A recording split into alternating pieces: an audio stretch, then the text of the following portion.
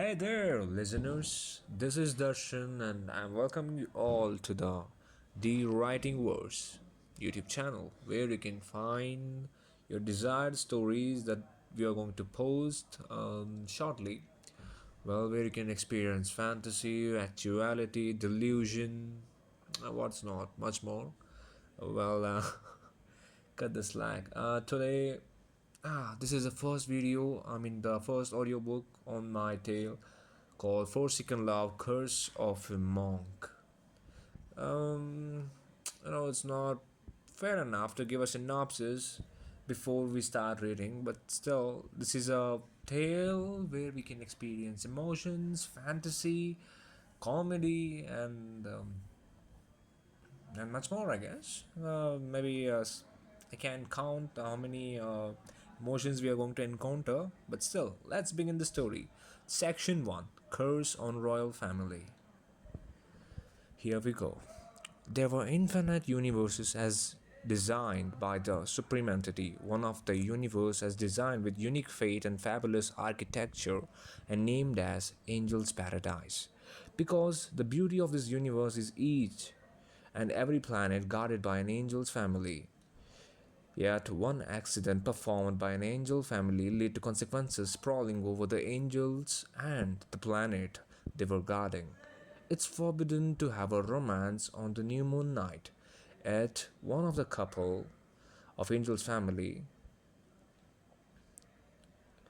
had a romantic moment on the full moon night which drastically changed the fate of angels. As a result, the offspring possess negative energy in spite of positive energy. They used to have a couple of horns at the top of the head, black hairs, fair skin glow, canine teeth which can be flux if it's necessary, and possess the ability to generate their own wings. Due to their hellish appearance, they were recognized as devils, angels of the new moon. From the days angels are categorized as angels, angels of the full moon, and the devils, which are oftenly angels of the new moon.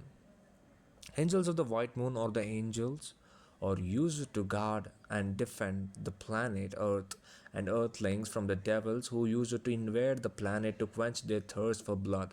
However, the devil's nature is to possess negative energy and ideology, yet some of them possess good behavior with negative energy. The angels designed the castle on the earth in favor to guard earthlings.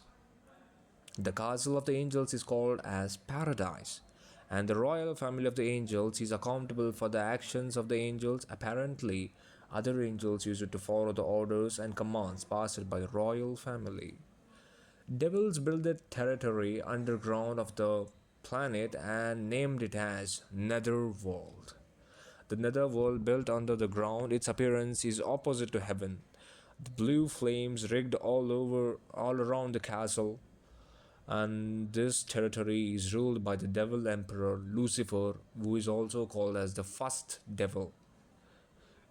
The head of the royal family of the angel is Ozone, who is successfully defending the earth from the descendants of the Lucifer from decades. The Gate of the Death is the way to travel to Earth from the netherworld. The architectural work on this gate is horrific and might hold the tendency to collapse the consciousness and bravery of the person who takes a glance on it. Whenever the devil marches to the mortal world to quench their thirst, angels shows themselves at the scene to terminate or kick the ass of devils. This is the scene is recurring since centuries and even in the current era of ozone. It has every story has its watershed period, and now it's initiating in this story too. A scene where a devil's head is slaughtered down to earth and the sword bisected the heart of the lady laying there on the ground. A old man collapsed to the ground and crying his heart out by holding the lady's dead body in his hands.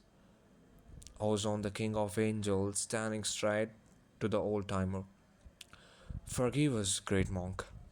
We aren't aimed to kill your daughter, he says.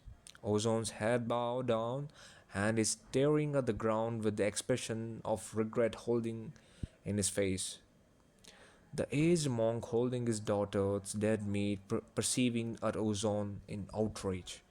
You slaughter my family for the only reason that my daughter fell in love with the devil entity.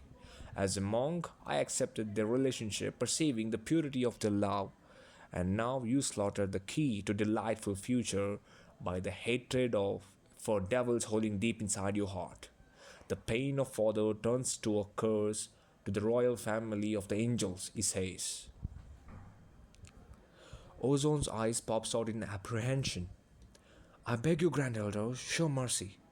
I will take the accountability for what happened. I will take whatever the curse, but please keep the royal family away from this. He confess. There is no use of this unnecessary drama, Angel Emperor. Your hatred is your curse. Your newborn son will fall in love with the devil. The entire angel system that you designed will be breached by the prince. I curse you. He bear a curse on the royal family. Ozone walking depressive in the corners of the castle. Instantly a maid buckle up towards him, controlling her breath. Lord Ozone, the queen gave birth to the prince and the baby is healthy, she declares. Ozone flew out his ocean of stress at the moment and buckle his foot towards the room where queen given birth to the prince. He notices the queen is unconscious. He takes the baby to his hands and with a pleasant smile on his face, he performs the naming ceremony by whispering the name in baby's ears. Yuvan, he declares. Queen recovering her consciousness in a turtle walk, she opens her eyes and keep glancing at Ozone and her newly born son, and the smile on her face forms instantly. Yuvan? Ah, it's really delightful, my love, she says. Ozone places the cute Yuvan beside her and by kissing her forehead. Glory to Supermanity, I'm grateful for you for this gift, my love, he says. Instantaneously, his smile vanishes from his face, and out of nowhere, the cursed words of the monk echoes in his ears. He walks back out of the room and lost sense on his mind. The assistant pulls him back instantaneously. You are about to fall into the water fountain, my lord, he says. Thanks for saving me, Scar. Ozone shows his gratitude. Scar put his hand put his hand on Ozone's shoulder. I know you're lost in the words of monk. I'm your assistant and your childhood friend, my lord.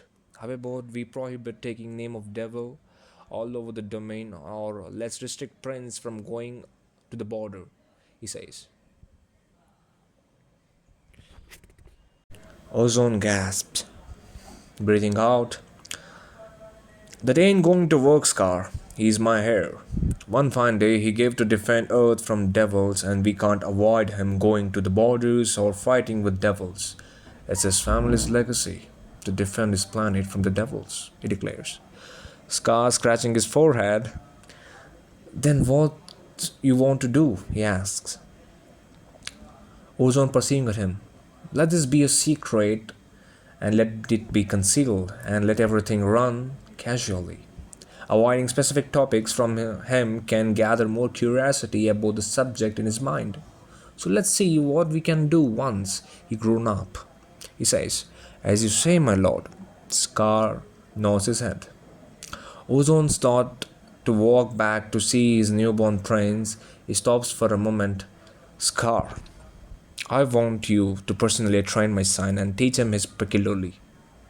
No matter how fabulous they look, devils or bloodsuckers, you're the only one I can count on, he declares. I will always obey you, my lord. Scar nods his head again. As per the plan, Scar becomes the master of Yuvan. The training successfully completed over the span of 22 years. However, indeed, everything is going as planned, yet the words of the monk haunting in his mind every single time he's alone. Yuan planning a party. It's been 22 years now. Yuan planning a party on his father's 52nd birthday and making the necessary arrangements. He asks Scar to stay with Ozone and keep him out of the party area until the arrangements are done. Yet the council meeting can't be postponed as per the schedule, so Ozone get tied hands in that meeting. Yuan instructed administration. If there's any administrative staff to deal with, inform me in spite of Lord Ozone. I don't want him to work more on his special day. He passes the command. Now, a scene in Netherworld. Coincidentally, it's the birthday of Lucifer's daughter, Lucy. A gorgeous beauty with a pair of ox horns emerging from her head. By gazing at her heavenly beauty, any living being can fall in obsession by getting hypnotized by the fabulous fragrance of her. She's egoistic, merciless, and brutal devil without a grain sized benevolence in her heart. A maid enters to her room, stands bowing her head. Even though she is a maid in Lucifer's castle, she looks stunning and more attractive than the Princess Lucy without wearing a makeup. The ocean eyes with benevolence, red cherry lips, fair skin glow. Slim, perfect body, pair of hawk's horns emerging from the corners of her head, and the black hair sprawling all over her upper head and covering the basal section of her horns. Has Princess any service that I can offer you? She asks. Lucy walks closer to her. You look like an angel, aren't you? People are always used to speak about your beauty. Do you buy the fact that you look more beautiful than me, Adina? No, right? She asks. Adina trembles by her presence, straight to her breath makes her falling in edginess. Not at all, ma'am. Mine is no match for your beauty, says Adina. Lucy chuckles. I like you a lot, Adina. You're the only one who don't live in delusional thoughts like the other devils. They intentionally comparing my beauty with yours. It's humiliating. Ah, oh evil Lord, please get me some more peace. Let it be, Adina. From today, you're no longer a maid. You're going to be my friend. She says in a strategical accent, I'm grateful for your benevolence, princess. Adina returns a gratitude to her offer. Lucy walks her the fancy chair. She sits and pulls her leg on another one with an authorized attitude and chuckles by looking at Adina. No need to be grateful, Adina. To respect our newborn friendship, bring me the nectar of honey from the earth. Buckle up now, she commands. Adina nods her head, as princess. Now again, a scene in paradise where Yuan taking a glance on arrangements instantaneously, a guard shows himself at the scene. My lord, we have encountered a problem at the rainforest. A devil entity has made its way to the earth. Angel Patrol shot arrows in the direction it came. As per the intel, it's escaped, yet its foot is wounded by the arrow shot by Patrol, he says. Listening to that, Yuan replies, Nobody tells this to Lord Ozone. I don't want him to bother himself on his birthday. I will deal with this personally. Get me a unicorn now. Yuan commands. He rides the unicorn down to earth, notices that another unicorn following him. He stops himself and turns back. Brian, I want you to stay here, he says. Unicorn flying constantly in the air. I can't let you deal with this alone. We are friends, dude. And friend in need is a friend indeed, says Brian. Brian, if dad and uncle and knows that I'm off to deal with the devil, they won't let me have a dinner peacefully tonight, and moreover, it's his birthday, and I don't want him to play with souls on this special day, says Yuan. Brian holding a serious accent in tone. I'm remembering you this again that I'm the son of your uncle, Scar. And if he notices your absence in castle, they rain cushions to your personal bodyguard, and it's me. So I can't afford the risk, buddy. I'm coming with you, my lord, he says. Yuan gasps in frustration. Man, it's something by creating some bahanas until I return. It's a request from your friend, and don't let this turn to an order, he confronts. Yuan rides his unicorn to the location and study the situation. He instructs the patrol to look around the northern side of the woods and he will search the southern part by himself.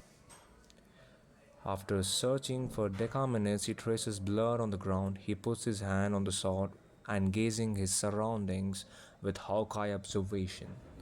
He follows the blood trace with sneaking silently and nose capturing the scent and figuring out the direction. Finally, he reaches the shrubs where the blood traces ends. He slowly unclogs the shrubs from his hands. He notices Adina laying down with a wound on her leg. He stays eyes for a moment by glancing the beauty of her. Her beauty is magnificent. Even those horns on her head amplifying her fabulous appearance. How can I consider her as a devil? He asks himself. He plods to her quietly and sits on knee straight to her. Adina instantly grunts, noticing the prince sitting on knee right in front of her. Yet glancing at his appearance, her outraged expression on her face collapses.